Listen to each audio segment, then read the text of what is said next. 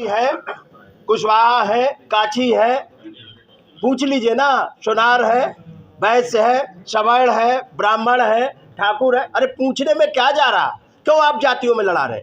समाजवादियों की मांग है बीजेपी आपस में न लड़ाए, जाति जनगणना करा के आबादी के हिसाब से सबको हक का अधिकार दे, सम्मान दे, और देश और प्रदेश की तरक्की में तभी होगी जब अंतिम पावदान के लोग बैठे।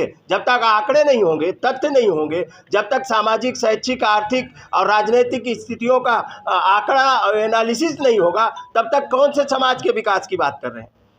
केवल चंद उद्योगपतियों को देश बेच के यहाँ 5 किलो अनाज के लिए लोगों को मजबूर किया जा रहा कि 5 किलो अनाज पे जीवित रहो, और देश बेच दिया।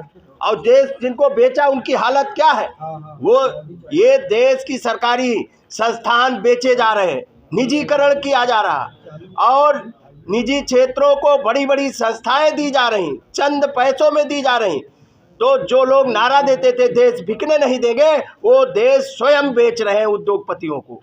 बेरोजगारी कहते थे 2 करोड़ नौकरियां देंगे, प्रत्येक बरस 2 करोड़ लोगों को बेरोजगार कर रहे हैं। किसान की आय दुगनी करने का वादा 22 तक का किया था, और 22 में किसान की आय आधी हो गई। तो ये बीजेपी सरकार आरक्षण विरोधी है, पिछड़ा विरोधी है, दलित विरोधी है, संविधान विरोधी है, और देश भी विरोधी है। बेरोजगारों को जिस तरीके का अन्याय, और कानून व्यवस्था पूरी तरह से जंगल राज है। यहाँ शासन प्रशासन बेलगाम हो गया है। और देखा आपने कानपुर की घटना, जीता जा प्रशासन बुलडोजर चलवा रहा है। एक ब्राह्मण समाज के परिवार के ऊपर जला दिया गया, झोपड़ी में जला दी गई, महिलाओं को भी जला दिया गया। तो ये सत्ता का घमंड इतना चढ़ गया है, अब कोई बचने वाला नहीं है। इसलिए सब लोग लामबंद होके जाति जनगणना की मांग ये शुरुआत की है, और ये जन आंदोलन एक खड़ा करेंगे। समाजवादी लोग जन आंदोलन खड़ा करके बीजेपी सरकार को मजबूर करेंगे कि जाति जनगणना होनी चाहिए।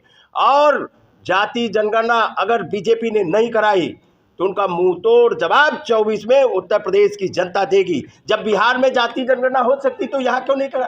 क्या दिक्कत है?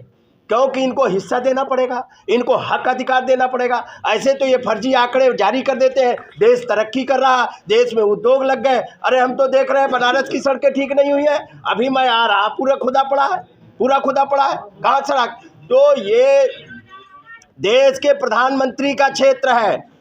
तो आप कहोगे मैं पिछड़ा हूँ, मैं गरीब घर का हूँ, तो गरीबों की गणना कराने से कौन सा डर लगता है भाई? देश के प्रधानमंत्री कराए, मुख्यमंत्री कराए।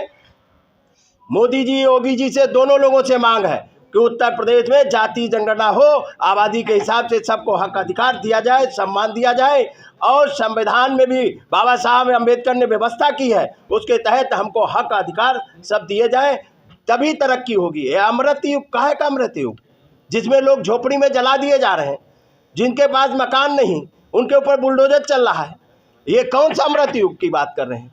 अमृत युग में गंगा साफ नहीं हुई, बेरोजगार आत्महत्या कर रहे हैं, आरक्षण में घोटाला हो रहा है, सरकारी संस्थान बेचे जा रहे हैं। ये अमृत युग है?